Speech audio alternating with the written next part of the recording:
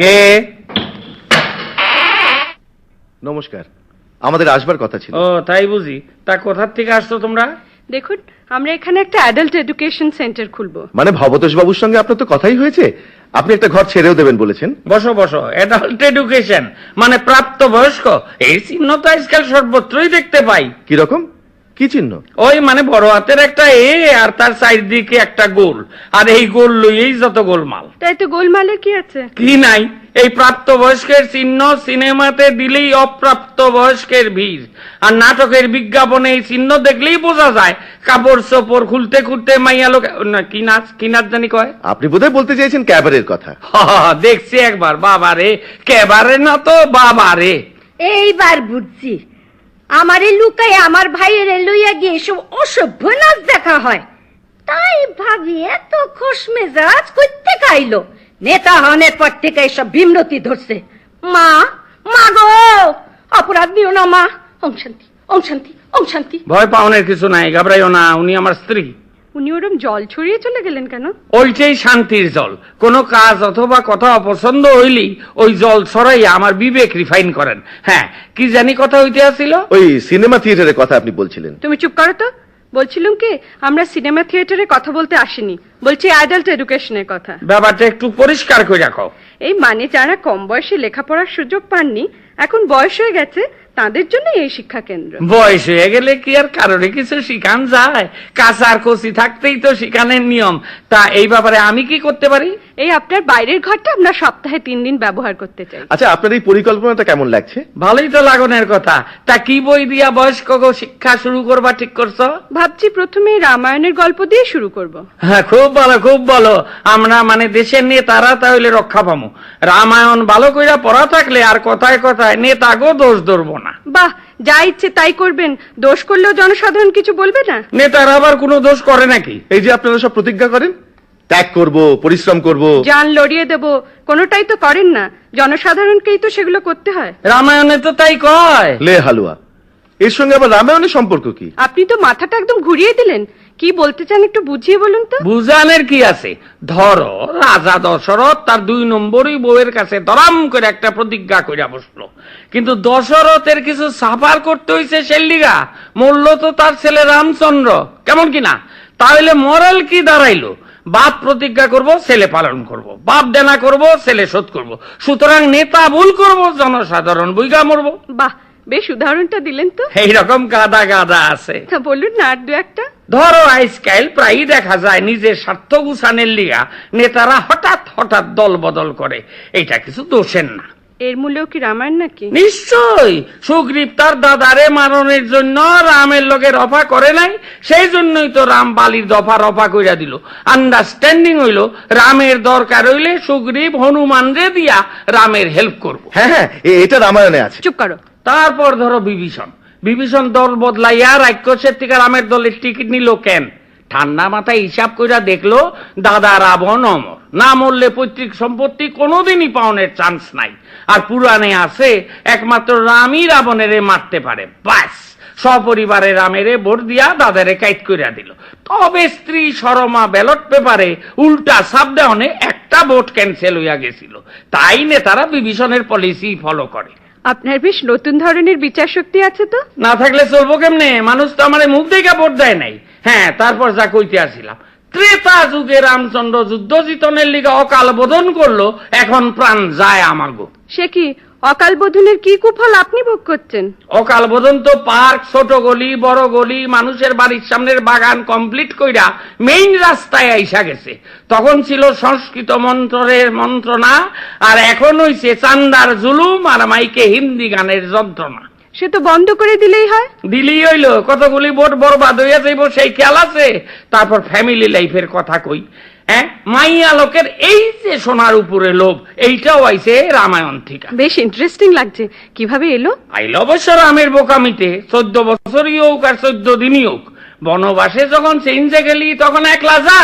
বউরা অবশ্য চিরকালই নানা রকমের ফ্যাকড়া তুলবো, না কান দিলি হইতো। আর দিলি বইলি তো লঙ্কা কাণ্ডের গেঞ্জামে জড়াইয়া পড়লি। ও রামের সব বিপদের জন্য তাহলে আপনি সীতাকেই দায়ী করছেন? আলাবাদ কি দরকার ছিল তোর যাওনের? আরো তো 3টা বউ 3টা শাশুড়ি আছিল, তাগলকে বাড়িতে থাকলেই হইতো।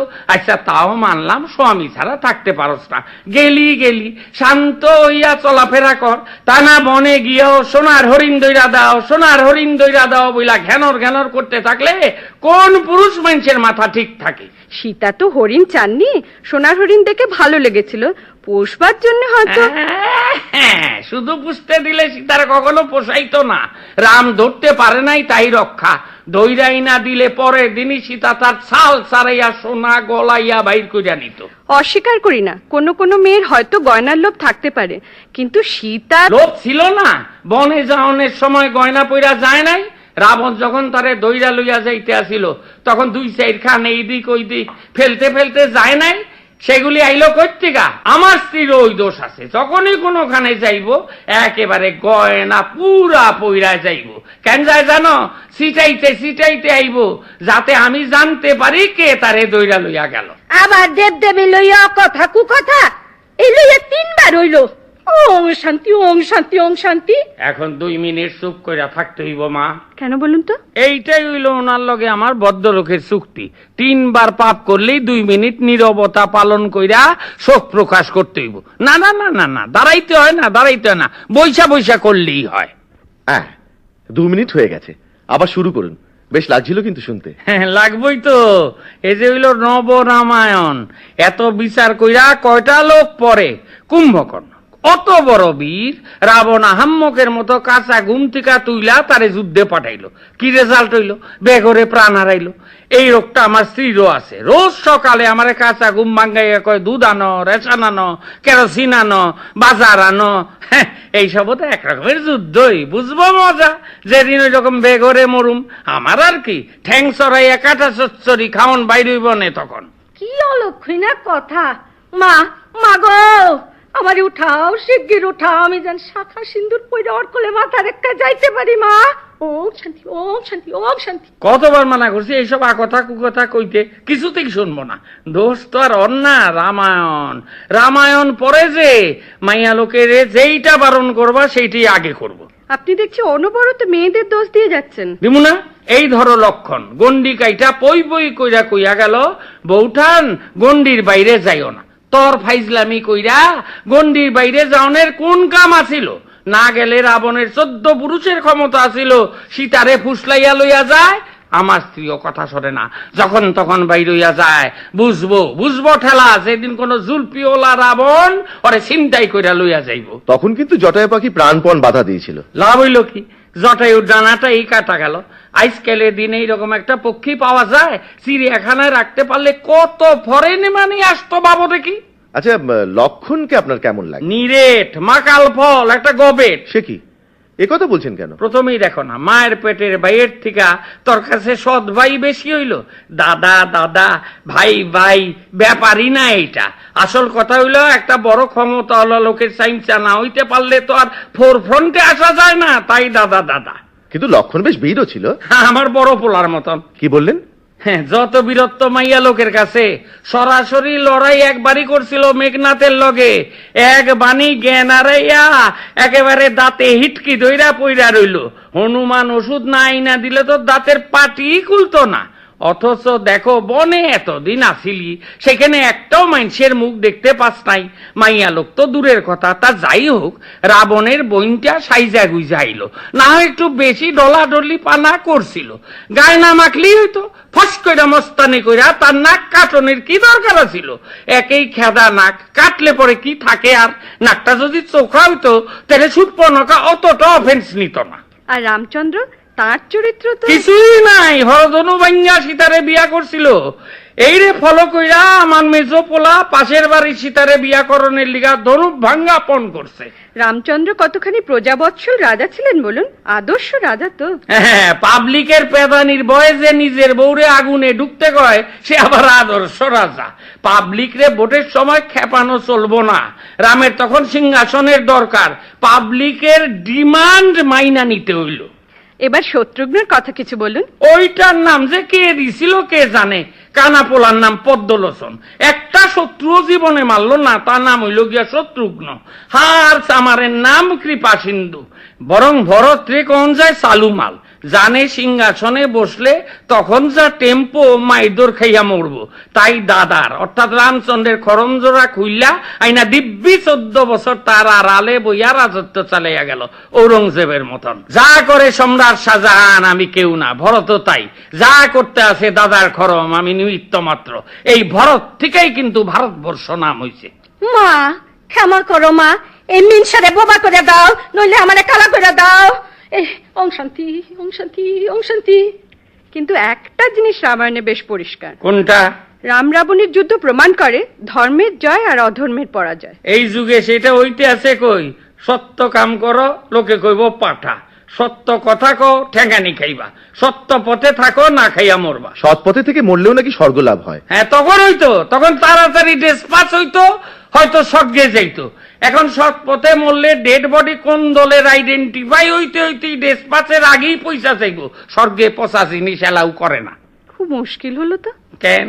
ভেবেছিলাম বয়স্ক অশিক্ষিত মানুষদের চিরকাল অন্ধকারে না রেখে আমরা কিছু কিছু জ্ঞানের আলো জ্বেলে দেব। জ্ঞানের আলো কে দিব? ডিবিসি, ডিপিএল, সাঁওতাল ডি, ব্যান্ডেল, এরা কেউ তো আর এই আলো তৈরি করে না। তারা যে আলো তৈরি কইরা পাঠায় তাতেই আমরা কুলাইয়া উঠতে পারি না। আর এই আলোর মেগাওয়াট তো অনেক বেশি।